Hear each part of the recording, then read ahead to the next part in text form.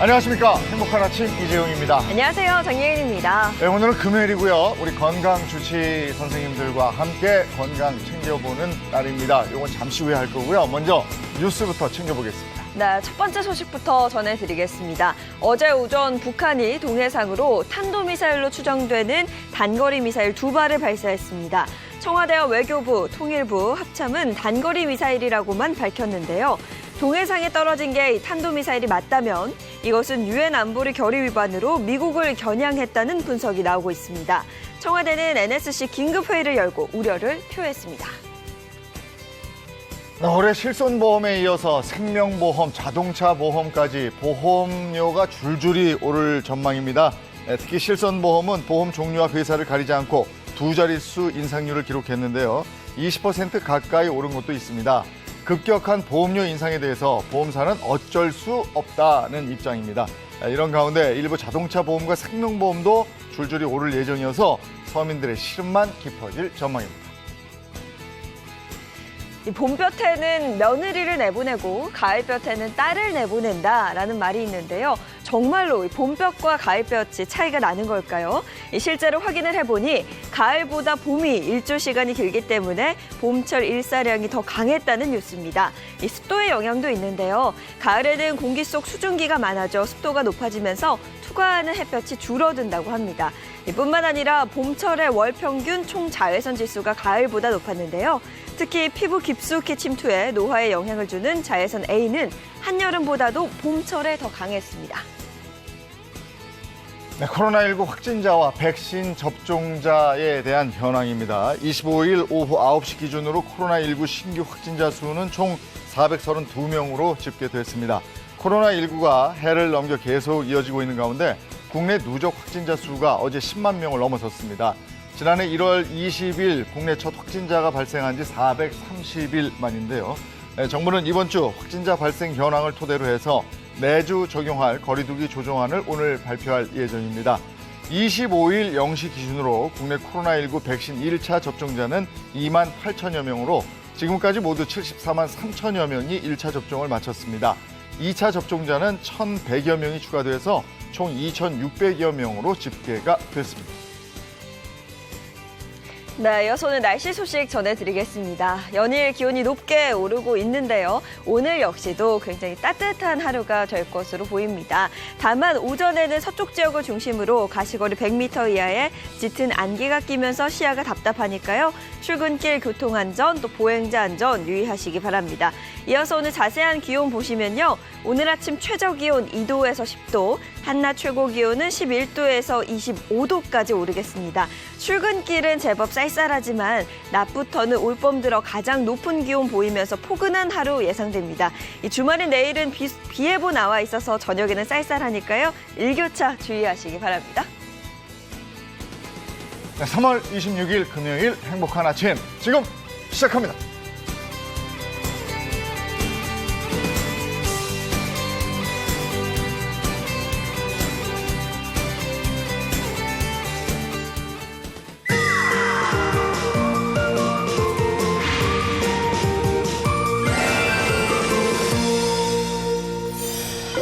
네, 금요일 여러분의 건강을 책임지는 행복진료실 문을 열겠습니다. 네, 행복진료실에서는 여러분이 진짜 궁금해하시는 질문을 모아서 저희가 속 시원하게 답해드리고 있는데요. 오늘은 또 어떤 내용일지 기대가 됩니다. 네, 오늘 우리 주치 선생님 먼저 소개해드리겠습니다. 장민욱 신경과 교수, 모사원 한의학 박사 자리해 주셨습니다. 어서 오세요.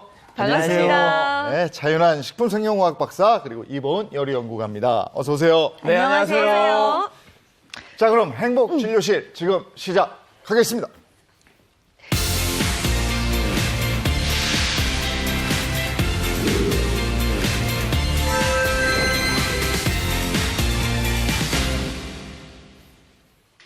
자, 오늘 행복진료실 진료 주제가 궁금합니다. 어떤 주제인지 먼저 첫 번째 힌트 영상입니다. 시들었죠? 그렇죠. 네. 갑자기 막 시드는 맞아요. 영상인데요? 저 인생이네, 인생. 네, 그럼 인생. 우리 몸에 있는 어떤 곳이 시들까요? 기능을 멈춘 곳 아니면 안 하는 곳? 그죠? 그런 곳이 있을 것 같은데. 다 아니야, 다. 우리 몸에 다. 사실 뭐 그러니까 피부도 시간 지나면 노화가고 다 시들죠, 그렇죠? 눈이 제일 먼저. 아, 맞아요. 눈. 맞아요. 눈 나빠지는 거. 그렇지. 아니, 귀도 그래요, 귀. 귀? 귀도 약간 기능을 못 하시잖아요. 어르신들 이게 보시면. 다야, 다. 이게 전체적인 것 같은데, 예. 그렇죠? 아직까지는 잘 모르겠어요. 힌트를 자, 봐도. 다음 힌트 보겠습니다. 여배우들? 피부네, 피부. 저분들이 아니, 나이가 주부- 저희랑 비슷하다는 게 좀 이해가 안 되는 분들이죠, 저게. 원고님들의 워너비 스타들인데 굉장히 그쵸. 동안 미녀들이잖아요. 그쵸. 그러면 오늘의 비결은 동안 미인? 뭐 이런 거? 그러니까 그러니까요. 본인을 가르치시면서 피부 동안미인요? 잠깐만요. 아, 죄송합니다. 실수했습니다. 자, 네. 자, 뭐 피부, 동안, 젊음, 씻는 거니까. 자, 마지막 힌트 갈게요. 네, 마지막 힌트는 사연으로 준비했습니다. 제가 바로 전해드릴게요. 안녕하세요. 저는 60대 후반 여성입니다. 환갑이 지나면서 매 순간 몸도 마음도 시들어가는 기분이 들어요.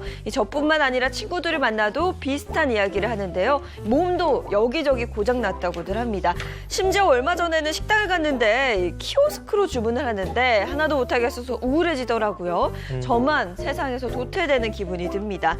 저는 이제 끝났다는 생각이 들어서 우울하고 화가 나는데요. 우리 행복한 아침 주치 선생님들, 저는 어떻게 해야 하나요? 방법을 알려주세요. 라는 사연을 보내주셨습니다. 키오스크 주문이 제대로 안 됐다. 이거 진짜 공감하시는 분들 이게 굉장히 정말 많더라고요. 힘들어요. 왜냐면 네. 저도 한 5번씩 누른 다음에 억지로 되거든요. 맞아.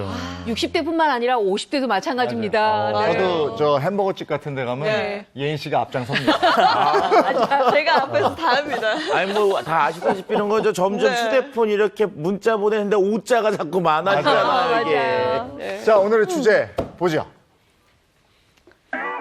자, 오늘 행복진료실 주제는요. 젊고 건강하게 10살 줄이는 청춘 건강법입니다. 정말 10살 줄일 수 있어요? 10살이나 줄여요? 아우. 그럼 난 20살 되는 거야?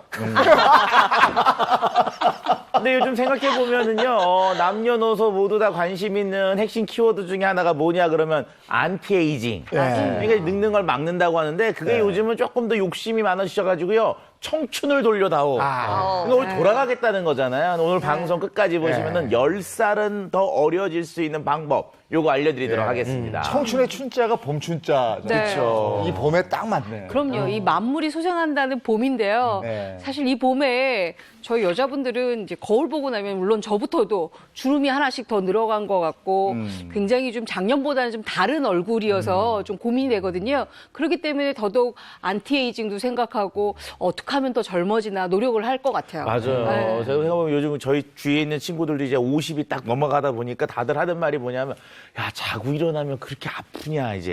네. 그런 느낌이 팍팍 오더라고요, 이게. 근데 웃겨요. 예전에는 그 거울, 지나가다 거울이 있으면 뭐 이렇게 했잖아요. 네. 요즘에 제 또래들은 지나가다 거울 있으면 몸을 꼿꼿이 탁 세워. 그렇죠? 자꾸 이렇게 되는 거예요. 괜찮아, 어르신. 자, 오늘 주제 영상 준비되어 있습니다. 보고 오겠습니다.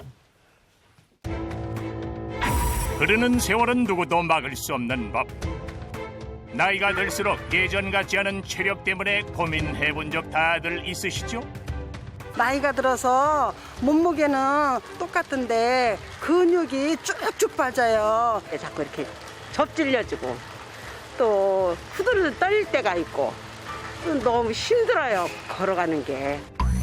노쇠의 정도를 측정하는 방법이 있는데요. 여러분들도 한번 측정해 보세요. 노화와 노쇠는 두 단어 다 모두 나이 들어간다는 의미는 모두 다 가지고 있습니다. 하지만 노화는 정상적인 나이듦의 과정, 조금씩 신체 기능이 조금씩 떨어지는 것을 의미한다면 노쇠는 정상적인 신체 기능의 저하보다 훨씬 빠른 속도, 훨씬 심한 정도로 신체 기능이 떨어지는 것을 노쇠라고 정의할 수 있을 것 같습니다. 신체 나이보다 빠른 노쇠로 평지 걷기 위엔 한 걸음 한 걸음이 힘겹다는 주인공. 너무 아파요. 아이고, 계단 내려가지를 못해. 일주일에 한 번씩은 재활 치료를 받아야 그나마 안심이 된다고 합니다. 어르신분들은 아무래도 관절이 닳고 그걸로 인해서 압박력이 가해지는 계단 오르락내리락 혹은 쪼그려 앉게 했을 때 통증을 많이 나타내시는 편인데요. 안 의원님 같은 경우에도 그런 편에 속하고 있습니다. 안효희 주부에게 비탈길에 비까지 내리는 오늘 같은 날씨는 살얼음판을 걷는 것과 같다고 합니다. 내리막길 걷는 게 너무 힘들어요. 무릎이 닿는 느낌이라. 그녀에겐 정말 힘든 외출이었습니다. 수린이 뭐해? 할머니 다녀오셨어요? 무릎 안 아팠어요? 오늘 괜찮았어. 노쇠해진 할머니를 살뜰히 챙기는 착한 손녀. 마음씨 착한 손녀와 밖에서 마음껏 놀아주지도 못하는 미안한 마음의 할머니. 시원해. 힘을 내서 매일 체력을 위해 집에서 하는 운동은 이 자전거 타기뿐이라고 하는데요. 페달 밟는 속도가 느려도 너무 느리지만 나름대로 무릎에 무리가 가지 않는 선에서 최선을 다하고 있습니다. 예전처럼 돌아다니는 게 제 소원이에요. 그렇게 될 수 있을지 저는 뭐 내가 진짜 이렇게 아파가지고 벌써 이 나이에 아직은 그렇게 활동할 나이잖아요. 근데 벌써 내가 이렇게 아프니까 너무너무 속상하고. 지푸라기라도 잡는 심정으로 언젠가부터 챙겨 먹기 시작한 약과 영양제만 수십 가지입니다. 하지만 하루가 다르게 쇠약해지는 몸의 상태를 본인이 몸소 느끼고 있다는 것이 제일 걱정이죠. 과연 나이가 드는 것만이 문제일까요? 상태가 심상치 않아 정확하게 알아보기 위해 의사 선생님을 만나러 왔습니다. 특히 다리에 차지하고 있는 근육의 양과 무릎뼈의 상태, 골밀도 검사까지 진행을 해봤는데요. 연골이 없어 휘고 있는 다리와 심각한 골다공증 상태의 결과. 근육 양이 준다는 게 두 가지 의미가 있는데요. 하나는 근력, 힘이 주는 것도 있고 하나는 근지구력도 떨어지거든요. 근감소증이 생기면은 근력이 떨어져서 운동하기 힘들고 운동하기 힘드니 계속 누워있고 계속 누워있으니 근력이 더 떨어지고 근력이 떨어지니 운동하기 힘들고 이렇게 악순환의 고리를 돌게 됩니다. 100세 시대에 우리를 위협하는 노쇠. 지금부터라도 이 반복되는 악순환의 고리를 끊어내는 방법을 찾아봐야 할 것 같습니다. 나이가 들면 적어요. 분명히 될 것 같은데. 그럼요. 그게 잘 안 되는 거예요. 그리고 이게 조금만 뭘 하면 좀 아파. 사람마다도 좀 다르잖아요. 네. 이 동안에서부터도 나타나지만 건강도 사람마다 많이 다르고 생체 나이라는 용어도 쓰기도 하잖아요. 사람마다 개개인별로 늙는 속도, 노화의 속도가 다르기 때문입니다. 그런데 이 노화와 이 노쇠는 단순히 또 미용의 문제가 아니에요. 우리가 알고 있는 거의 모든 질병이요. 대부분 이 노화에서부터 시작이 되거든요. 근데 노화의 진정한 무서움은요. 다들 나이 탓한다는 거예요. 내가 나이가 먹어서 그래 하면서 관리를 하면 되는데 나이가 먹어서 그래 하면서 포기를 하는 게 이게 진짜 무서운 겁니다. 이런 노화와 노쇠를 막고 예방하는데 정말 핵심적인 부위가 있어요. 이 두 부위가 정말 많이 빠지기도 하고 많이 노화가 되는데 자 바로 뇌하고 근육입니다. 뇌와 네, 근육. 이 뇌와 근육이 정말 나중에 나이 들어서 아주 노령 시기에서도 내 건강을 책임져 줄 수 있는 핵심적인 기관이라고 생각하시면 돼요. 네, 오늘 그래서 그 젊게 사는 비법을 알려주신다는 건데요. 아마 저희 어머니는 지금 종이랑 펜을 들고 TV 앞에 이미 앉으셨을 것 같아요. 10살 어려지는 비법 본격적으로 들어보도록 네. 하겠습니다. 자, 노화 예방 10살 줄이는 청춘 건강법입니다. 먼저 장민욱 선생님 거 보겠습니다.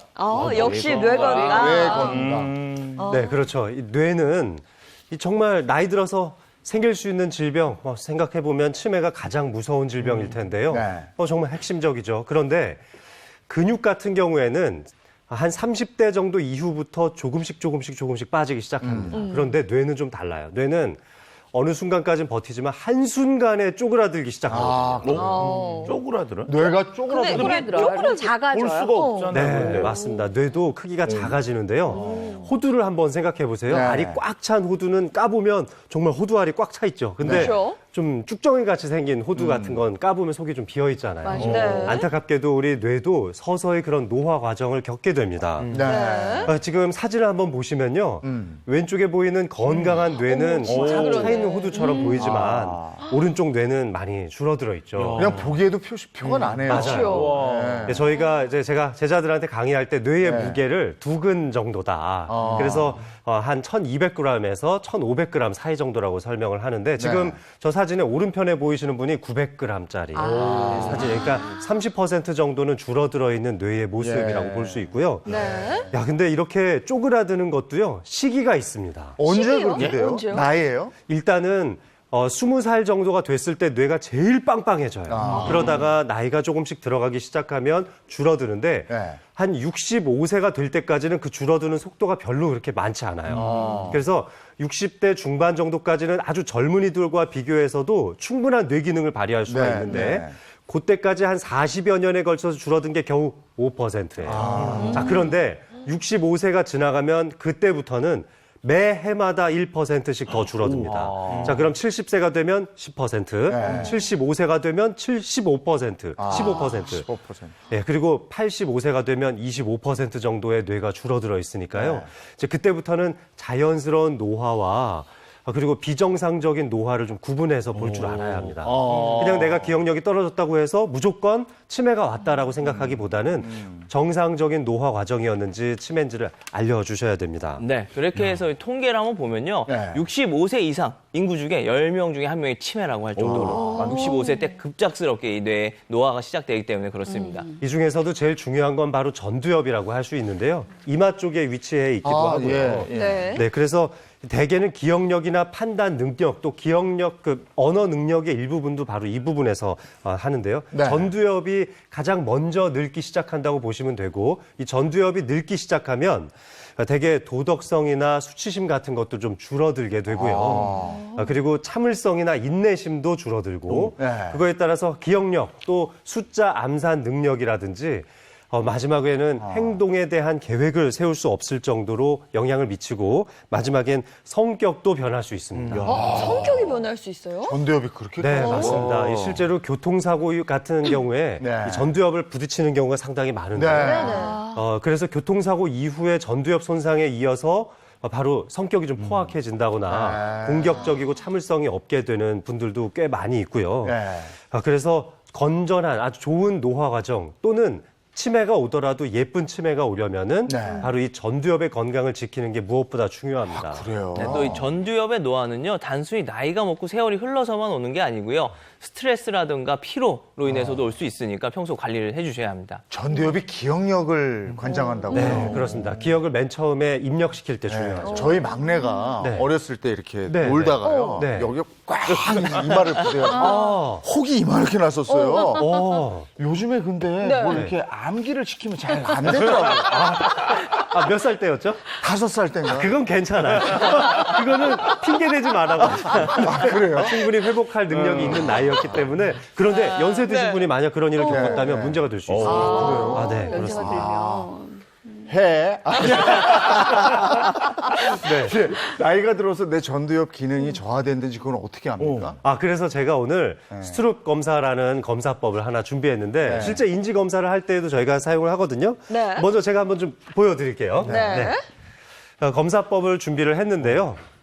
화면 보시면은 우리가 항상 글자를 읽고 싶을 때 또 숫자를 읽고 싶을 때 아니면 색깔에 대한 감각을 느낄 때마다 좀 다른데요. 제가 이렇게 준비를 했는데 이건 스트롭 리액션 테스트라고 해서 실제 하는 테스트입니다. 보면 글자를 한번 제가 먼저 읽어볼게요. 빨간 원, 파란 네모, 노란 세모, 초록 원이라고 적혀 있죠. 하지만 이번에는 이 도형과 그 색깔을 한번 제가 읽어보겠습니다. 도형과 색깔을 읽어보면 사실 이거는 초록색 세모잖아요. 초록 세모, 노란 동그라미, 빨간 별, 파란 네모라고 읽어야겠죠. 그러니까 처음에 읽었을 때와는 그 규칙을 갑자기 변경해서 다른 규칙으로 이 문자를 읽어야 하는 상황이 되는 거죠. 그래서 나한테 익숙해져 있는 이 글자를 읽는 습관을 버리고 도형과 이 색깔을 읽으려는 새로운 시도를 해야 된다는 점에서 내가 인내하고 뭔가 새로운 적응을 하기 위한 전두엽 기능이 발휘가 되는 거죠. 정말요? 한번 요거 테스트 좀 해보시겠어요? 내 전두엽 기능이 얼마나 되는지? 뭐 가서 해보시죠. 네. 자, 이보은 선생님 한번 나와보시죠. 뭐. 아, 제일 젊은 사람이. 네. 이보은 선생님 먼저 해보시고요. 네. 그리고 이재용 MC님도 네. 한번 같이 한번 해볼게요. 나이 순으로 하자. 제가 이거지. 야, 오늘 이 테스트를요, 숫자 읽으실 적에, 네. 그 문자를 읽으실 적에 제가 이 초를 잴 거예요. 아, 정말요? 네. 그래서 두 번에 나눠서 읽을 때 초를 비교해 볼 겁니다. 네. 자, 주세요. 문자를 먼저 읽어보세요. 이보은 선생님의 문자 시작하겠습니다. 자, 시작. 다음 화면 한번 줘보시겠어요? 나왔어요. 좋아요. 자, 시작. 파란 원, 노란 세모, 빨간 원, 초록별. 좋습니다. 대략 한 5초 정도가 걸렸네요. 네. 자, 이번에는 자, 문자를 읽어보겠습니다. 시작할게요. 노란 별, 초록 네모, 파란 세모, 빨간 동그라미. 네. 제가 대충 세보니까 7초 정도가 걸렸어요. 지금 2초의 차이가 나타났습니다. 자, 이번에는 이재용 MC님 한번 해볼까요? 잘하신다. 잘하시는데요? 생각보다 굉장히 잘하신 겁니다. 잘하신 정말 잘하신 거예요. 네. 자, 한번 보겠습니다. 세 번째 문자 주세요. 보이자마자 읽어주세요. 파란 원, 노란 세모, 빨간 별, 파란 네모. 좋습니다. 이번에는 문자를 읽어보겠습니다. 네. 자, 도형을 읽어주세요. 시작. 빨간 네모, 그건 파란색 별, 그 다음에 노란 세모, 녹색 동그라미. 이야, 네, 좋습니다. 이재용 MC님 8초 걸리셨어요. 8초요. 뭐 이 정도면은 나쁘지 않은데요. 네. 근데 저희들이 원래 테스트할 때는 16개 정도를 보여드리고 16초 안에 읽어낼 수 있는지를 보는데 야. 오늘 이 네 가지만으로 테스트했을 때는 5초와 8초 정도 걸렸으니까 잘하셨습니다. 네. 정상 범위를 뭐 크게 벗어나지 않았는데 생각보다 어렵죠? 네, 그렇죠. 자, 그러면 제가 많이 이거를 어려워요. 좀 좋아지게 할 수 있는 뇌춘 운동법 좀 알려드릴게요. 자, 이걸 한번 좋아지게 하는 뇌춘 좋습니다. 운동법이 한번 있어요? 두 분 나와 보시겠어요? 뇌춘 운동법으로 오늘 나의 전두엽 기능도 키우고 네. 뇌도 좀 활성화시킬 수 있도록 준비를 한 건데요. 네. 자, 걸으면서 할 거예요. 편안하게 걸으면서. 자, 지금부터 제가 시키는 대로 암산을 하게 될 겁니다. 잠깐만요. 암산입니다. 암산 아니에요. 걱정하지 마세요. 한 자리 숫자짜리 암산인데요. 네. 자, 제가 100에서부터 숫자를 뺄 건데 네. 7을 빼보겠습니다. 실제 저희들이 아니, 테스트할 5 때 빼면 안 돼요? 5 오늘 너무 쉽잖아요. 자, 100에서부터 7을 뺄 건데 제가 앞에 있는 숫자를 불러드리지 않을 거예요. 네. 자, 네. 100에서 7을 빼면 얼마, 거기에서 한 번 더 7을 빼면 얼마, 이런 식으로 여쭤볼 거고, 네. 총 5번을 실시하겠습니다. 그래서 한 번 할 때마다 손가락을 하나씩 접어주셔서 5개를 접을 때까지 모두 다 성공하시면 되는 거예요. 네. 시청자 여러분들도 한번 따라해 보십시오. 저희 1 더하기 1은 귀요미, 그거 아시죠? 네. 그 율동에 맞춰서 한번 해보겠습니다. 음악 주시겠어요? 귀요미 100에서 7. 하나, 둘, 셋, 넷. 시작할게요. 100 빼기 7은 93. 거기에서 7을 빼면 86. 한 번 더 빼면 79. 한 번 더 빼면 72. 한 번 더 빼면 65. 잘하셨습니다. 쉽네요. 자, 그럼 이번에는 숫자 좀 바꿔볼까요? 네. 이번에는 95에서 선생님, 방송 시간이 지금. 시청자 여러분들도 이렇게 해서 암산으로 매일매일 숫자를 빼보시는데 앞에 있던 숫자를 기억해서 집중하는 훈련을 해보시면은 전두엽 기능에 아주 도움이 됩니다. 네. 아우, 살았다. 방송 시간 괜찮은데. 제가 잘했을 때 당한 것 멈춰야 같은데요. 이렇게 해서 머리를 계속 쓰게 하는 거군요. 그럼요. 이 전두엽 활성화에 정말 좋고요. 예. 이거는 사실은 계산 능력을 네. 보는 것보다는 집중 능력을 보는 테스트니까 네. 집에서 한번 연습 좀 해보십시오. 근데 확실히 이렇게 좀 집중을 해야 뇌가 돌아가는 느낌이 나요. 맞아요. 네, 네. 항상 이렇게 멍하고 왜 텔레비전 볼 때도 이렇게 멍하고 보지 마시고 저희하고 같이 반응해 보시면 훨씬 더 재밌게 TV를 시청하실 수가 있습니다. 네. 고맙습니다. 네. 예. 자, 이제 또 두 분은 뭘 제안해 주셨을까요? 항산화. 네. 노화 예방에 가장 중요한 건 바로 이 황산화잖아요. 황산화가 가장 많이 들어있는 식품이 뭘까요? 정답. 네. 토마토. 토마토. 토마토 많이 토마토도 많이 맞죠? 있네요. 일리가 있어요. 토마토. 네. 와인. 와인. 와인도 많이 있는데. 아, 네. 애매하지만 있습니다. 바로 요새 많이 나오는 마늘인데요. 마늘 중에서도 요새 많이 시장에 가면 보실 수 있는 바로 마늘종입니다. 네, 요 마늘종이요. 굉장히 노화를 예방할 수가 있어서 제가 오늘 노화 예방하는 청춘 밥상의 식재료로 준비를 해왔습니다. 네. 우리가 이제 마늘과 마늘종이라고 하는 거 보면 마늘은 이제 한국 사람들한테는 피할 수가 없는 최고의 식재료 중에 하나인데 이게 항산화 효과가 매우 높습니다. 왜냐하면 이게 마늘 먹으면 약간 매운맛 내는 성분이 있잖아요. 이 알리신이라는 성분. 네. 이 성분 같은 것들을 먹게 되면 우리 몸속에 있는 활성산소 같은 것들을 없애주거든요. 이 활성산소가 이제 우리 몸을 돌아다니다가 뇌에 가면 뇌의 기능을 떨어뜨리기 때문에 뇌 건강을 지키고 또 우리 몸속의 노화를 막기 위해서 이런 그 마늘 같은 항산화제가 풍부한 식품을 먹는 게 중요하죠. 네, 또 마늘 같은 경우에 우리가 1해 100리, 한 가지 해로움이 있고 100가지의 이로움이 있다고 합니다. 오늘은 그 1해까지도 잡는 제가 마늘찜을 하나 준비해왔습니다. 네. 자, 그만큼 정말 강력한 항산화 작용을 하는 식품이 마늘이라는 건데요. 오늘 마늘을 활용해서 맛있는 또 밥상을 만들어 보도록 하겠습니다. 오늘은 건강 밥상, 청춘 밥상이네요. 네. 그러네요. 청춘 밥상 가겠습니다.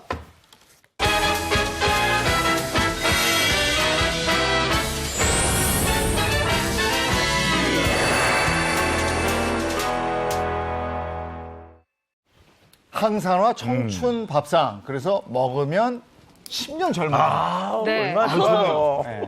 근데 마늘 좋아하시는 분들이 굉장히 많은데요. 특히 마늘 중에서도 지금 이 마늘의 줄기 부분, 마늘 속대, 그죠? 요 마늘종 많이 좋아하시거든요. 근데 요 마늘종이 좋긴 하나, 예인 씨는 요거 냄새나서 조금 싫죠? 좋아하는데 네. 사실 마늘이나 마늘종 살짝 아린 맛이 있지 않습니까? 아린 맛 있죠? 네. 제가 오늘 그 아린 맛도 완전하게 잡으면서도 정말 청춘 밥상으로서 굉장히 큰 역할을 할 이 마늘종, 오늘 저는 돼지고기 마늘종 밥과 네. 마늘종 무침 2가지를 알려드릴 거예요. 우리 모사 선생님은 아까 마늘 꿀찜 알려주신다고요? 맞습니다. 저는 오늘 마늘 꿀찜을 준비해왔습니다. 네, 자 기대가 됩니다. 그럼 우선 이보 선생님 요리부터 한번 볼까요? 예, 저부터 먼저 할게요.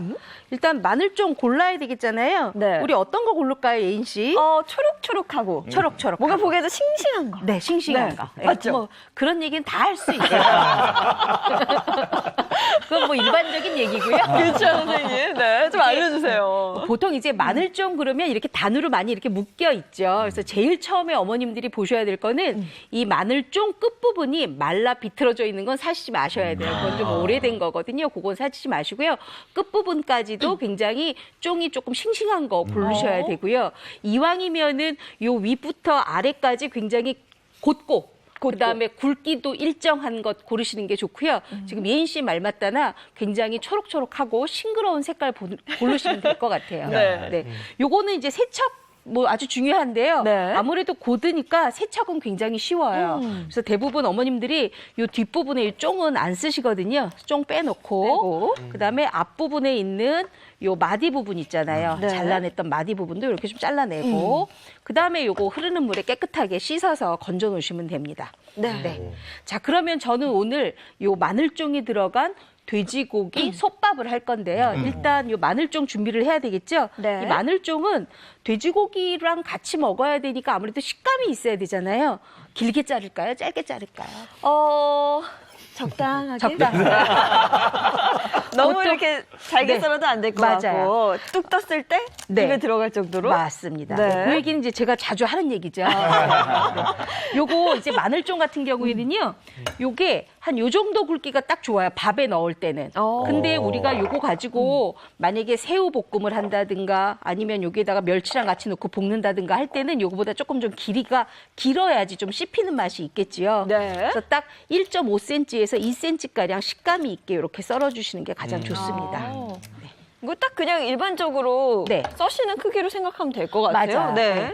그리고 요 마늘종 사실 아린 맛이 조금 있다 그러는데 나는 만약에 볶음이나 조림하는데 아린 맛이 약간 조금 진해서 싫다 하실 네. 경우에는 쌀뜨물에 살짝 좀 담가놨다가 하시면 아린 맛이 조금 많이 빠집니다. 네. 자, 일단 마늘종 이렇게 준비를 했고요. 그 다음에는 돼지고기 준비를 해야 되는데 요게 지금 돼지고기 뒷다리살을 제가 이렇게 준비를 해놨습니다. 요 뒷다리살은 먹기 좋은 크기로 썰어주시는데요. 있는데요. 아무래도 요 마늘종하고 같이 들어가서 먹는 거니까 조금 고기가 약간 조금 크지 않고 적당하게 썰어 놓는 게 좋겠죠. 이게 부위는 꼭 뒷다리살을 썰면 되나요? 아, 저는 선생님? 왜 그러냐면요. 오늘 주제가 뭐예요? 바로 청춘밥상이잖아요. 네. 청춘밥상에 가장 많이 잘 먹어야 되는 게 저는 단백질이라고 생각을 하거든요.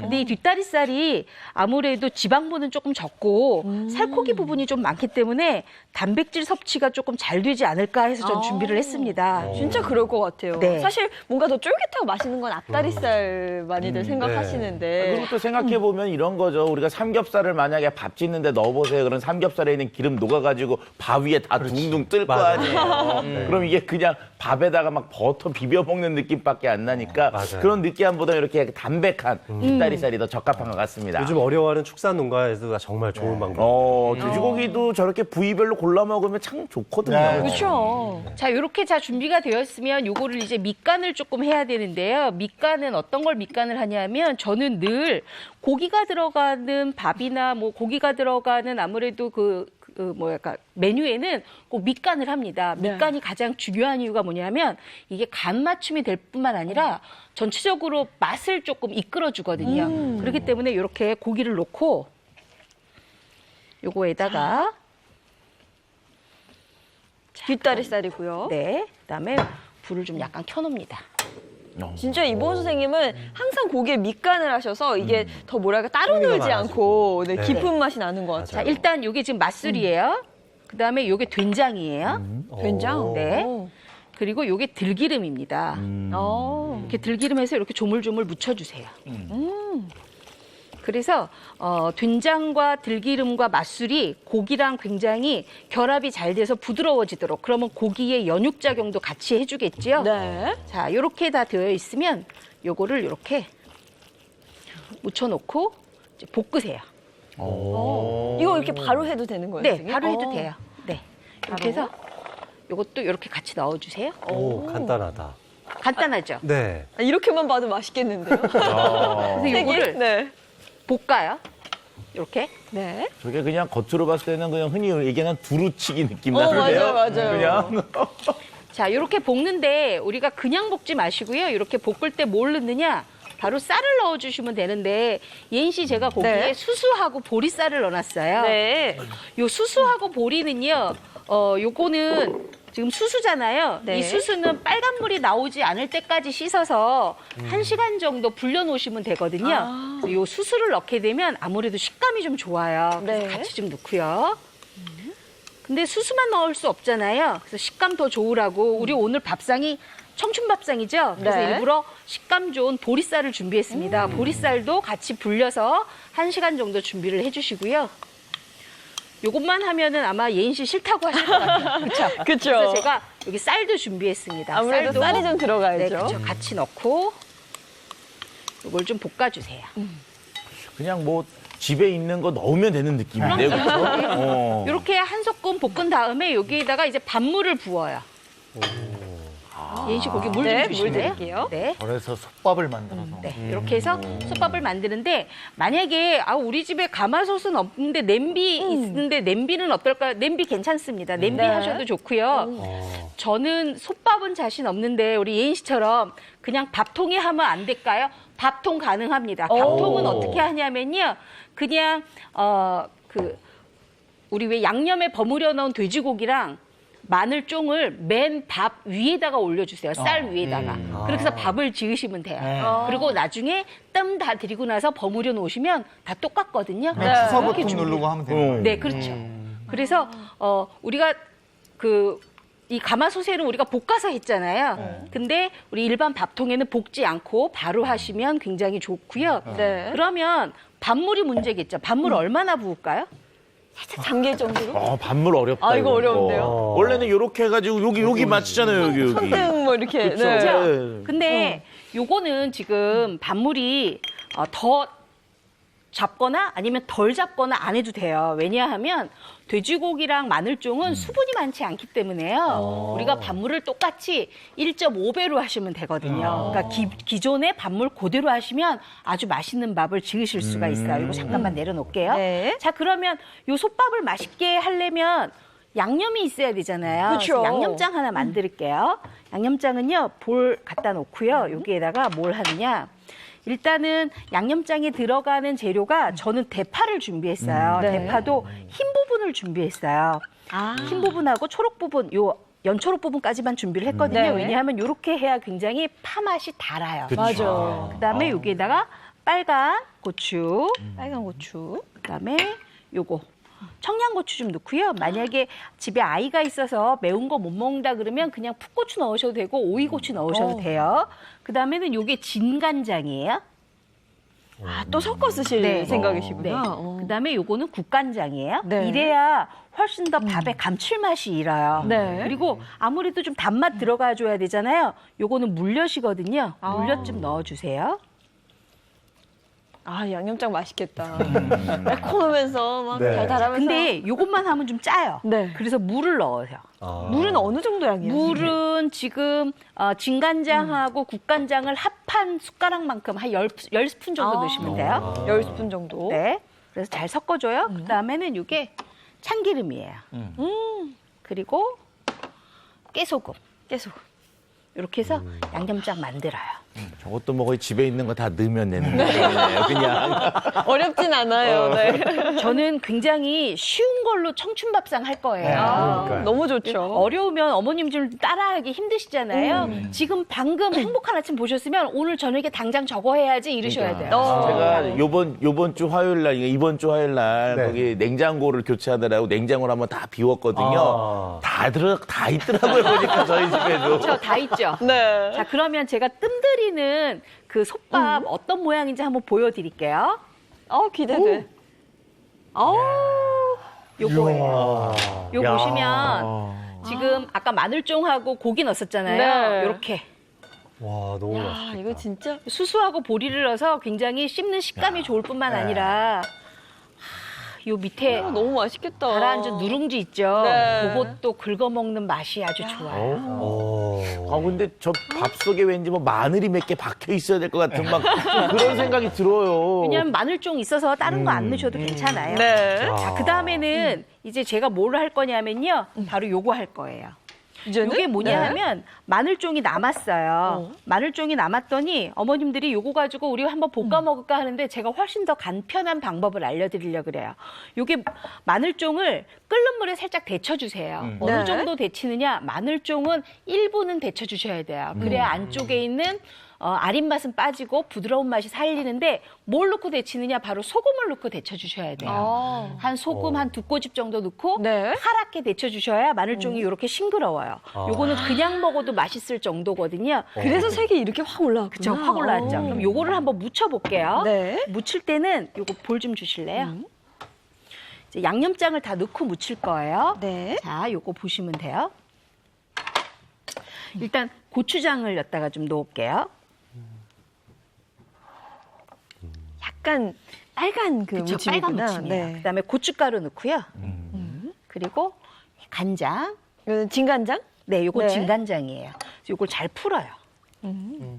그래야지만은 이 마늘종이 잘 이제 양념이 묻어 들어가거든요. 맞다. 고춧가루는 약간 불려줘야 된다고 그쵸, 맞아요. 하셨잖아요. 그래야 고춧가루가 불려지면 고춧가루 날래가 나지 않고 왜 우리 어떤 거 먹을 때 고춧가루 냄새가 이렇게 심하지 할 거 있잖아요. 맞아요. 그게 바로 고춧가루 날래예요. 그게 완전히 없어져야 되고 색깔도 일어나야 되거든요. 여기에다가 요거 지금 물엿이에요. 약간 달달하게 먹는 게 요 고추장 무치면 맛있거든요. 네. 올리고당 넣으셔도 괜찮아요. 그리고 통깨 약간 넣고요. 그다음에 요거 참기름하고 깨소금하고 소금은 제가 조금 이따 넣을 거예요. 네. 일단 이렇게 다 됐으면 요걸 먼저 넣고 무치세요. 이거 진짜 그냥 간단하다. 그냥 흰쌀밥 위에 탁 올려서 먹으면 너무 맛있는 맛있죠. 그거잖아요. 자, 이렇게 해서 무쳐주세요. 진짜 시끄럽다. 마늘종은 또 저런 맛으로 먹는 거예요. 진짜 맛있죠. 네. 네. 자, 이렇게 다 됐으면 요거 그냥 다 됐어요. 약간의 소금으로 간 맞춤하고요. 네. 어머님들은 다 이렇게 눈대중으로 하시는데 한 2꼬집 정도 넣으시면 돼요. 이렇게 묻혀주시고요. 요거에다가 이제 제가 아까 깻가루는 아까 안 넣었어요. 왜냐하면 깻가루를 넣게 되면 양념이 너무 흡수가 빨라지거든요. 그래서 깻가루는 다 묻히고 난 다음에 넣어주시고요. 그다음에 요거 참기름. 마지막 참기름. 참기름. 제가 들기름 안 넣는 이유가 있어요. 들기름 넣으셔도 괜찮은데 네. 마늘종의 향이 약간 세거든요. 그렇기 때문에 들기름으로 약간 잠재워 주셔야 먹을 때 부담이 없어요. 네. 이렇게 잘 묻혀놨는데 요거는 맛을 한번 봐야 돼요. 네, 제가 보겠습니다. 네. 아니 지금 막 이 향에 어때요? 식감도 너무 좋고 그냥 이 자체로 너무 맛있어요. 아삭아삭하면서. 우리 요거 젓가락으로 한번 네, 네. 잡숴보실래요? 아니 간이 어떻게 이렇게 간이 너무 네, 맛있죠? 그냥 딱 됐네요 이대로. 딱 떨어지죠. 자, 그래서 요거는 이제 양념했으니까 바로 이제 그릇에 담아서 먹으면 되고요. 아, 맛있다. 아니 마늘 쪽은 그냥 썰어가지고 그러니까. 고추장만 찍어 먹어도 맛있는데 저렇게 맛있게 버무렸으니 얼마나 맛있겠어요. 그렇죠. 자, 그러면 요거를 저희가 이제 그릇에 한번 담아 볼게요. 네. 아, 이거 진짜 보시면? 맛있겠다. 마늘종 밥에 양념장 비벼 먹다가 그 위에 또 마늘종 무치고 탁 올려서. 이렇게 해서 제가 아까 보여드렸던 양념장 있잖아요. 네. 양념장을 한 숟가락씩 딱 올려서 비비고 나서 그 다음에 이제 마늘종 무침 딱 올려서 잡수시면 네. 정말 맛있는 한 상의 청춘밥. 막. 아우 저거 지금 빨리 막 먹고 배가- 싶은데 오사원 선생님도 그러니까. 뭐 하나 보여주셔야 돼요. 네. 네. 네, 저는 이제 마늘 꿀찜을 준비해 왔는데요. 사실 마늘 하면 아까 1해 100리라고 그랬잖아요. 네. 그 한 가지 해로움이 바로 이 향, 냄새. 냄새, 맞아요. 냄새. 그리고 먹었을 때 속이 좀 아리잖아요. 그쵸. 그래서 아리죠. 그 아린 걸 잡기 위해서 대부분 물어보면 그냥 마늘이랑 꿀이랑 절여서만 먹더라고요. 오. 근데 사실 그렇게 해서는 잘 잡히질 않거든요. 그래서 오늘은 저는 그 매운맛을 잡으면서도 맛있게 먹을 수 있는 방법을 좀 준비해 왔습니다. 네. 마늘 꿀찜. 마늘 꿀찜. 찜이에요. 일단 매운맛을 잡기 위해서는요. 마늘에 일단 가열을 해야 돼요. 우리 마늘 구워서 먹으면 안 맵잖아요. 맞아요. 맛있잖아요. 네네. 찐 이유도 사실 딴 게 아니고 그 매운맛을 잡기 위해서. 네. 마늘, 통마늘 일단 집에서 요런 꼬다리를 다 따주시고요. 꼭진 예. 다 따야죠. 네, 네. 꼭지는 다 따주시고 그다음 20분 정도 쪄주세요. 20분 정도. 그러면 마늘이 이렇게 으깨질 수 있을 정도로 되게 뭐 섬유질이 되게 약해져요. 네. 그러면은 요거 미리 다 쪄왔거든요. 그쵸, 한번 쪄야 돼요, 좀 20분. 되게 애들이 약해졌잖아요. 네. 요거를 다 꺼내서 아, 정말 네, 다 으깨야 돼요. 으깨시는 거예요? 으깨는 거예요. 이거는 믹서에 갈면 안 될 것 같아요, 선생님. 왜냐하면은요, 이렇게 찐 마늘을 믹서에 갈잖아요. 그러면 영양 성분이 없다고 제가 들었어요. 그래서 되도록이면 그냥 이렇게 방망이질을 하시거나 아니면 메쉬드 포테이토 같은 거 있잖아요. 누르는 거. 네네. 아니면 저는 숟가락 뒤로 누르니까 금상첨화더라고요. 숟가락 뒤로 그냥 누르셔도 괜찮더라고요. 네. 네. 그리고 이렇게 마늘을 제가 이렇게 짓이기는 이유는 네. 사실 아까 알리신이라는 성분이 있었잖아요. 그 알리신은 마늘에 상처를 줘야지만이 줬을 때 이게 알리신이 돼요. 그리고 알리신이 중요한 게 알리신이 되고 나서 비타민 B1이랑 결합이 되면 그게 우리가 알고 있는 그런 강장 역할을 하는 맞아요. 마늘에서의 항산화 역할과 강장 역할을 해주게 돼요. 대충 네. 이렇게 진이 이기고 나서 꿀을 넣어주십시오. 이거 양은 어느 정도 돼요? 1대1 비율 그대로 맞춰주셔야 돼요. 꿀 1대1. 제법 들어가네. 꿀 많이 넣어주세요. 꿀 많이 들어가요. 1대1 비율이래요? 네네. 오. 또 꿀이 많이 들어가면 그만큼 방부 효과도 있어가지고 네. 오래 두고두고 먹을 수가 있거든요. 네. 이거는 만들어서 한 번 먹는 게 아니고 계속. 두고두고 먹는 맞습니다. 거구나. 그러면 선생님 그거는 보관을 어디다 할까요? 이거 그냥 상온에 두셔도 상관이 없습니다. 상온에요? 네. 아, 그래요? 냉장고에 너무 오래 넣어놓으면 여기에 층이 지게 되고 네, 조금 좋지가 못하더라고요. 네. 우리들 흔히 그냥 꿀삼차 이렇게 하잖아요. 그러니까 삼 잘라가지고 꿀에 재놓는데 네. 저렇게 마늘도 이게 단순히 편만 해가지고 넣는 것보단 저렇게 쪄서 으깨면 마늘 속에 들어있던 성분까지 잘 먹을 수가 있고 또 저걸 차로 타게 되면 그 성분들이 빨리 우러나오고 또 향이 생기기 때문에 저렇게 하는 게 조금 더 효율적으로 먹는 방법이네요. 제가 요거 직접 좀 집에서 먹던 거 그대로 들고 왔습니다. 아, 이렇게 유리병에 네. 담아서 그냥 맞아요. 상온에 보관하면 상온에 되는 거예요? 보관하고 있다가 오. 물에 타서 먹어도 되고요. 네. 저는 이거 가끔 입맛 없을 때 밥에 비벼 먹기도 해요. 밥에요? 정말요? 아, 정말요? 맛있겠다. 꿀인데? 네. 이야. 달달해요. 달달해요. 아니 그 우유에 고기, 찍어서 먹기도 고기 되고. 찍어 먹어도 맛있겠는데? 맞아요. 그러니까. 네. 그러네요. 아니 저거 삼겹살 빵에 이런 발라 거지. 먹어도 맛있겠다. 괜찮다. 빵에 발라 먹어도 괜찮은데요. 네, 저는요, 저거를요, 우리 왜 그 오겹살 두툼한 거 있잖아요. 네. 그거 구웠을 때 위에다가 마늘에다가 소금 간 하지 말고 저 그냥 마늘 꿀찜 딱 얹어갖고 네. 쌈 싸 먹어도 굉장히 맛있을 것 같아요. 맛이 궁금한데요? 요 앞에 있는 거 한번 먹어볼까요? 야, 맛을 볼래요. 이게 달달한 맛일 것 같은데 어쨌든 일단. 괜찮네. 괜찮죠? 네네. 맛있는데요? 그러면 선생님, 와. 이 마늘 꿀차는 언제 먹어야 좋아요? 식후에 드시는 게 좋아요. 식후에요? 네, 식후에. 아무리 이게 매운맛을 다 잡았다고 그래도 마늘 본연의 성질은 남아있기 때문에 식전, 공복보다는 식후에 드시는 아니, 그럼 게 식후에 먹어야지. 밥도 다 먹어야지. 먹었는데. 지금 공복인데. 아, 네. 요 양념장 이렇게 자, 해서. 양념장을 다 넣었어요. 아, 이거 너무 기대돼요. 야, 요거. 아, 그런데 밥 추정해야 되겠는데 고기가 많지 않아요, 보니까. 여기는 여기 들어와 있네. 아, 고기가 별로 없어. 와. 차 박사님, 제가 차 박사님만 고기 많이 드렸어요. 집에서 저러시면 한 소리 들으실 텐데. 맞아요. 다른 사람이 더 많은 거 같은데. 맛있어. 맛있어요. 그렇죠? 그리고 중간중간 씹히는 마늘종이 굉장히 단맛이 쫙 일어나지 않으세요? 네. 고기도 진짜 담백하고. 그렇죠. 양념장 맞아요. 맛이 그래서 그런지 봄 느낌도 나고. 그렇죠. 만약에 달래 있으신 분들은 달래 쫑쫑쫑 썰어서 넣으시거나 아니면 냉이를 조금 삶아서 냉이 쫑쫑쫑 썰어서 넣으시면 훨씬 더 본맛으로 느끼실 수도 있어요. 그리고 그냥 제가 방금 그냥 먹어봤는데 그냥 먹는 것보다는 양념장 해 먹는 게 훨씬 밸런스가 좋아요. 맞아요. 균형감이. 오, 이거 맛있다. 청양고추를 또 넣으셨잖아요. 네. 살짝 매콤한 맛 매콤한 나는 맛이 게 약간 너무 나오죠? 잘 어우러져요, 또 근데. 그럼 지금 마늘종 무침을 같이 위에다가 해서 같이 잡숴 보세요. 너무 아, 이거 맛있네요. 진짜 맛있다. 제가 마늘종 얹어서? 무침이 맛있다는 생각이 든 게 네. 오늘이 태어나서 처음이에요. 그래요? 제가 이게 즐겨 먹지 못했었는데 이 마늘종 진짜 너무 맛있네요. 대부분 네. 간장에다가 졸여서 꽃새우나 아니면 멸치 많이 넣고 해 드시는데요. 이렇게 살짝 데쳐서 고추장, 고춧가루만 양념해서 잡수셔도 아주 얕은 맛이 있어서 좋습니다. 와, 진짜 저 이제 맛있네요, 선생님. 맛있다. 식후가 됐으니까 다시 한번 마셔봐야지.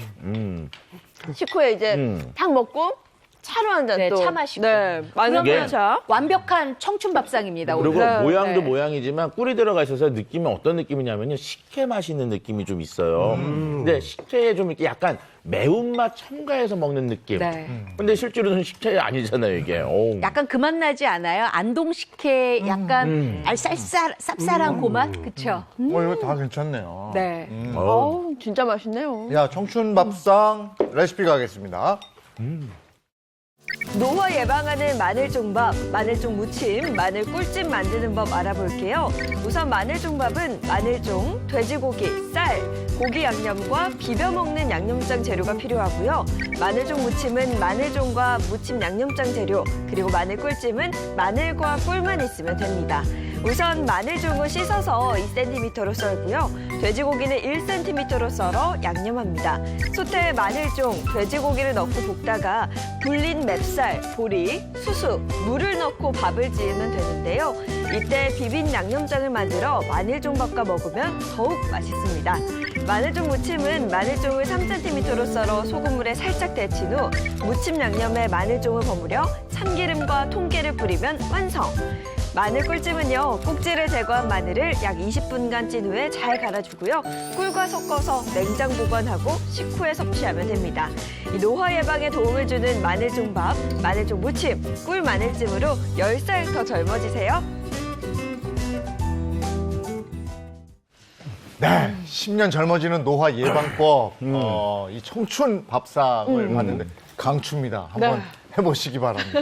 자, 이번에는 차윤환 박사님이에요. 그쵸. 자, 이제 드디어 제 타임이 왔습니다. 자, 제 비법을 말씀드리기 전에 저의 비법을 가지고 청춘을 돌리신 분이 있어서 영상으로 먼저 만나보고 오겠습니다. 꽃도 활짝 피고 요즘은 운동하기 딱 좋은 날씨인데요. 그런데 이분들은 마치 쌍둥이처럼 풍경에 맞춰 운동을 하는 모습이 참 활기차 보이는구만요.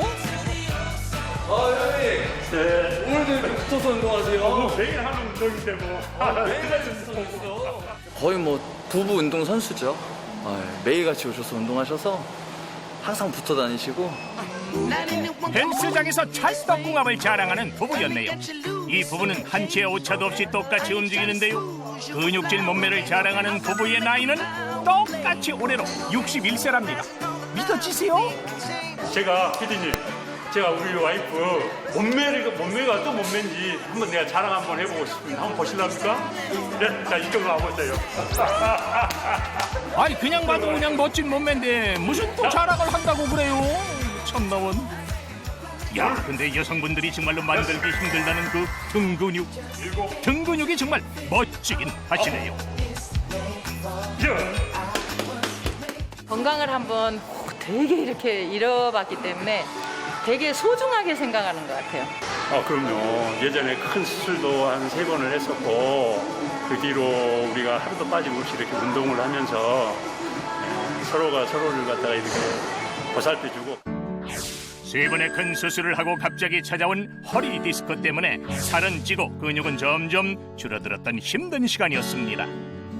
남들이 제가 예전에 아팠다 그러면은 전혀 안 믿어요. 거짓말 한다고. 근데 이만큼의 이 몸을 만들고 근육에 탄력이 있게끔 이렇게 하기까지는 엄청난 노력이 있었죠.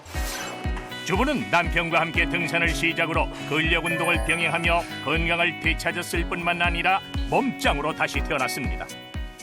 그런데 남편이 바빠 보입니다. 나 그냥 운동해도 되지? 응? 깨끗이 해줘. 건강하게 회복하고 잘 살아준 것만으로도 아내에게 진심으로 감사하다는 남편입니다. 밥도 내가 안 해요? 아, 밥은 내가 해야죠. 내가 밥은 맛있게 해드리겠습니다. 알았어. 청소는 내가 깔끔하게 해놓을게. 아프고 난 뒤 운동만큼 먹는 것이 정말 중요하다는 것을 깨달은 부부. 단백질을 안 먹고 운동을 하면 급격히 체력이 떨어져서 근력 운동을 많이 하는 부부에겐 좋은 단백질 섭취는 필수라고 합니다. 잡곡밥과 함께 하루도 빼놓지 않고 기름기가 적은 단백질을 성실하게 섭취하고 있습니다. 맛있겠다. 전에 내가 챙겨줘야 할 것이 있어. 잠깐만 기다려. 사랑하는 아내를 위해 남편이 챙기는 것이 있다고 하는데요. 꼭 잊지 말고 꼭 챙겨 먹어야 돼. 남편의 사랑이 담긴 과연 이것은 뭡니까? 에?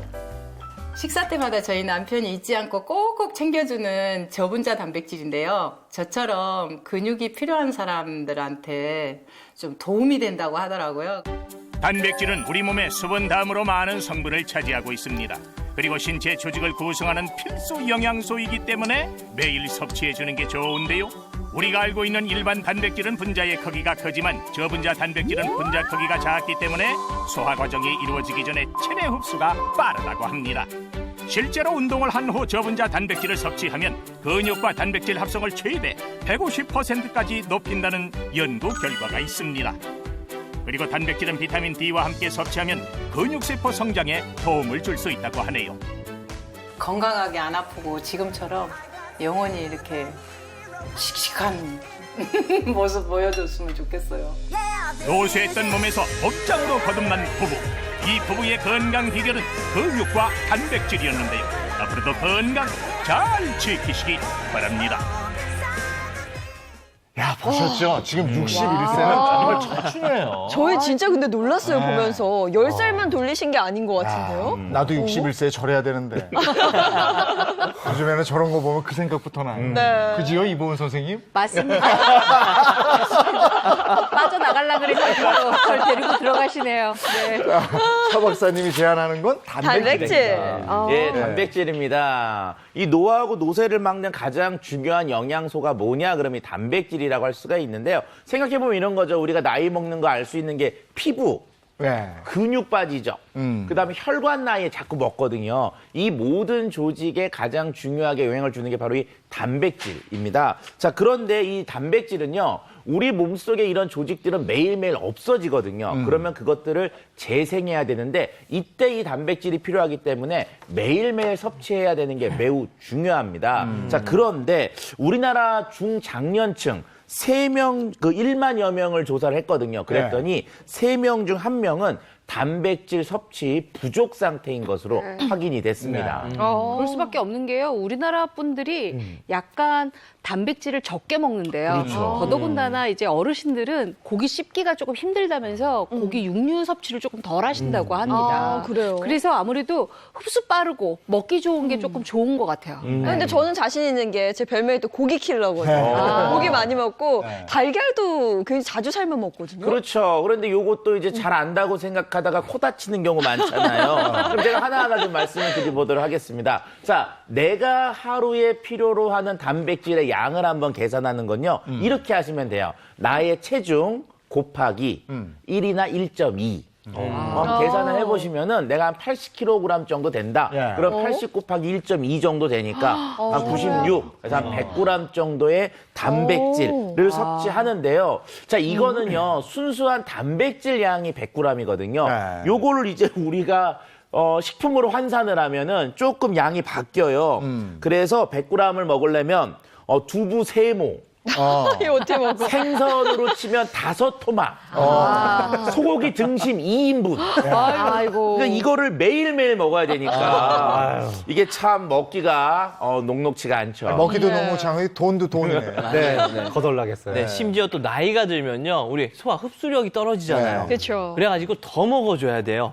우리 화면을 한번 봐보시면 우리 노년기에 몸무게 1kg당 1.2에서 1.5g까지 먹어줘야 한다고 합니다. 특히 이게 혈관 건강에도 중요하니까 저는 이 뇌혈관 안 좋으신 어르신들께도 많이 권하는데요. 그런데 소화가 잘 안 되잖아요. 이봉 선생님 말씀대로. 그래서 가루 형태로 되어 있는 것도 많이 권유드리기도 합니다. 근데 저 가루 형태 되어 있는 거 이제 단백질 파우더 같은 거 말씀하시는 것 같은데 네. 운동하는 분들만 그걸 드신다 생각했는데 중장 노년층도 이게 필요하다는 얘기더라고요.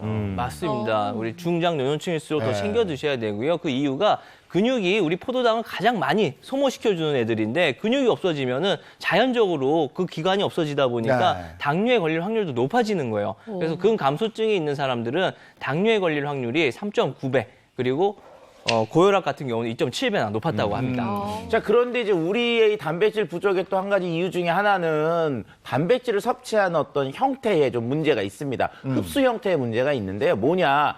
우리가 먹으면 어떻게 돼요? 아침, 점심, 저녁 중에 저녁에 한번 몰아서 고기를 먹고 일주일에 주말에 한번 몰아서 고기를 먹고 근데 이렇게 먹으면 단백질 부족이 올 수밖에 없어요. 자, 그 이유가 뭐냐? 한 번에 우리 몸이 흡수할 수 있는 단백질의 양이 정해져 있는데 그게 20에서 40g밖에 되지 않습니다. 그럼 아까 100g 정도를 먹어야 된다 그러면 몇 끼 먹어야 되는 거죠. 요 정도 양을. 그래서 실질적으로 아침, 점심, 저녁 단백질을 균형 있게 매번 먹는 게 중요한데 그래서 몇 끼 달걀 한 2-3개 정도 요렇게 꼬박꼬박 챙겨 드셔야지만 원활히 드실 수가 있습니다. 하루에 2개가 아니고 몇 끼에 이 정도로 챙겨 먹어야 된다고요? 근데 이게 단백질이라는 게 먹기도 그런데 흡수율도 안 좋다니까 이게 참.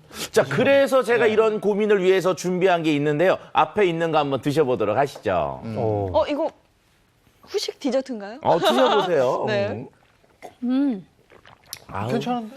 괜찮은데요? 옛날 분유 타 먹던 냄새. 네. 그런 분유에 느낌. 약간 미숫가루 좀 섞어놓은 네. 것 같아요. 그러네요. 자, 지금 드신 것의 정체는 바로 저분자 단백질입니다. 저분자? 근데 사실 단백질 다양하게 들어봤는데 저분자 단백질은 또 처음이거든요. 근데 차 박사님이 추천하시는 거면 뭔가 특별한 게 있을 것 같아요. 그렇죠. 자, 일단 이 저분자 단백질 말 그대로 단백질을 작은 사이즈로 분해한 저분자 단백질인데 이게 초유에서 흡수가 잘 되게 하기 위해서 초유 단백질을 더욱더 작은 사이즈로 분해한 겁니다. 분자가 작으니까 당연히 어떻겠어요? 소화도 잘 되죠. 훨씬 잘 되죠. 자, 제가 이것들을 좀 눈으로 좀 확인할 수 있기 위해서 좀 준비를 해본 게 있는데, 자, 여기 이제 콩이 있어요. 큰 콩. 이게 이제 단백질이 큰 거, 분자가 큰 거. 그 다음에 여기 작은 건 사이즈가 작은 저분자 단백질. 얘네 둘을 이제 우리가 다 먹었죠? 네. 다 먹고 나서 이제 이거를 이제 얌얌 씹어갖고 우리 위로 보냅니다, 이제. 자, 위하고 장으로 보내서 얘를 이제 탁탁탁 치면. 보시는 것처럼 숫자가 작은 게 내려오죠. 그러네. 큰 거는 결국은 흡수가 안 되고 어떻게 돼요? 남아 있고. 남아 있고 이제 얘는 이제 다음 날 화장실에 랄랄랄라 그러고 가게 되고요. 이제 작은 것만 흡수가 되잖아요. 이만큼 저분자로 되어 있는 것은 우리 몸의 흡수에 굉장히 유리하고 흡수율이 매우 높은 특성을 가지고 있습니다. 네. 보통 아미노산 형태로 단백질이 분해돼서 우리 몸속에서 흡수가 되니까 저분자의 형태가 훨씬 더 유리하다고 할 수 있는데요. 실제로 한 연구에서 보면은 이 70대를 대상으로 일반 단백질과 저분자 단백질을 각각 섭취하게 해서 흡수율을 비교해 봤더니 저분자 단백질이 소화관에서 흡수도 잘 되고 이용도 훨씬 더 잘 돼서 근육이라든지 다른 조직으로 훨씬 더 많이 전환돼서 이동됐다는 그런 연구 결과도 있었습니다. 네. 흡수도 흡수지만 우리 저분자 단백질 같은 경우에는 위나 대장에 어떤 부담을 주지 않아서 소화가 잘 되니까 소화장애 같은 것도 예방할 수 있고 좋습니다. 나이가 들수록 단백질 많이 먹어야 된다고 하는데요. 사실은 소화가 잘 안 돼서 우리가 고기 같은 거 뭐 이런 거 많이 못 먹거든요. 그런 분들을 위해서 굉장히 좋겠어요. 이게. 네. 근데 이제 저분자 단백질 이렇게 소화 흡수가 잘 되는 특성도 있지만 요즘 같은 시기에 또 흡수가 매우 중요한 이유가 뭐냐, 섭취의 중요한 이유가 뭐냐, 바로 면역력과 연관이 있기 때문에 그렇습니다. 자, 이 저분자 단백질은 면역에도 도움을 주는데요. 면역세포가 원료가 되는 게 바로 이 단백질인데 단백질이 부족하면 면역력이 떨어지고 그와 함께 우리 몸속에 수많은 질병들이 발생되게 됩니다. 그래서 다른 단백질보다 이런 저분자 단백질을 먹는 게 면역 증진에 매우 큰 효과를 줄 수가 있는 거죠. 요즘 같은 때 굉장히 중요한 거잖아요. 그렇군요. 초유에서 추출해서 분자를 작게 했다 이거죠. 그렇죠. 자, 그런데 일단 그럼 이제 초유가 뭐냐? 초유는요, 소가 우유를 만들잖아요. 처음 5일 동안에 만들어내는 우유를 얘기하고요. 이거는 전체 우유 생산량의 0.5%밖에 되지 않을 만큼 매우 귀한 우유라고 할 수가 있습니다. 네, 초유에는 또 우리 바이러스나 세균으로부터 우리 몸을 보호해주는 면역 글로불린 G라는 항체가 많이 들어있는데요. 사람은 태반을 통해서 가는데 소는 이 초유를 통해서 아이에게 준다고 합니다. 그렇기 때문에 초유를 먹어주는 게 좋습니다. 아이들도 엄마 초유 그렇죠. 맞아요. 병원에서도 그런 말씀 많이 드리잖아요. 근데 소의 우유를 비교해봐도 확연한 차이가 나는데요. 이 면역 글로불린의 함유량이 일반적인 우유에는 단 1% 정도밖에 안 되지만 초유 속에는 7, 80%가 들어있을 정도로 확연한 차이가 납니다. 자, 그런데 이 초유는요, 이것뿐만 아니라 필수 아미노산이라고 하는 것이 10종이 모두 균형 있게 잘 들어있어서 완전 단백질이라는 또 별명을 갖고 있어요. 그래서 초유를 먹으면 면역력과 단백질 이 두 가지를 한 번에 잡을 수가 있는 거죠. 그럼 똑똑하게 먹는 방법 알아볼까요? 자, 그럼 바로 만나보겠습니다. 똑똑하게 먹는 방법. 첫 번째는 비타민 D와 뭐라. 그렇죠. 우리가 일반적으로 이제 근육하면은 단백질만 생각하시는데요. 이 근육이 연관이 있는 게 따로 뭐냐면 뼈하고도 연관이 있습니다. 그래서 이 비타민 D를 같이 먹어서 뼈를 강화시켜 주는 게 근육 증진에도 효과가 있기 때문에 비타민 D와 같이 드시는 게 좋습니다. 네, 자 그럼 똑똑하게 먹는 법 두 번째 보겠습니다. 소화 효소를 확인하라. 네, 시중에 있는 제품들 중에서 보면은 소화 효소가 같이 들어가 있는 경우가 있거든요. 이러면 아무래도 소화가 더욱더 쉬워지니까 흡수는 더욱더 부담이 없어지겠죠. 먹을 때 주의할 점은 뭡니까? 네, 우리 식약처에서 권장하는 하루 일일 권장 섭취량은 남자 같은 경우에는 70g, 여자는 55g이니까요. 이 권장 섭취량을 좀 지켜서 드시는 게 좋고요. 혹시라도 내가 신장 질환을 앓고 있는 사람들은 단백질을 너무 많이 먹게 되면 콩팥에 부담이 될 수 있으니까 반드시 전문의와 상의를 하시고 드셔야 합니다. 네, 10년 젊게 사는 건강 비법. 청춘을 돌리는 건강 비법 오늘 함께 알아봤습니다. 뇌 운동도 열심히 하시고 운동도 열심히 하시고 그래야 되겠어요. 네, 고맙습니다. 고맙습니다. 네, 감사합니다. 주말 계획 있으십니까? 근데 주말에는 날씨 잘 살피셔야 되겠어요. 네, 주말에 비 예보 나와 있어서요. 기상 정보 잘 확인하실 필요 있겠습니다. 행복한 주말 보내시고요. 저희는 다음 주 월요일 아침 8시 더 알찬 내용으로 돌아올게요. 행복한 아침, 행복한 하루, 그리고 행복한 주말 보내십시오. 고맙습니다. 고맙습니다.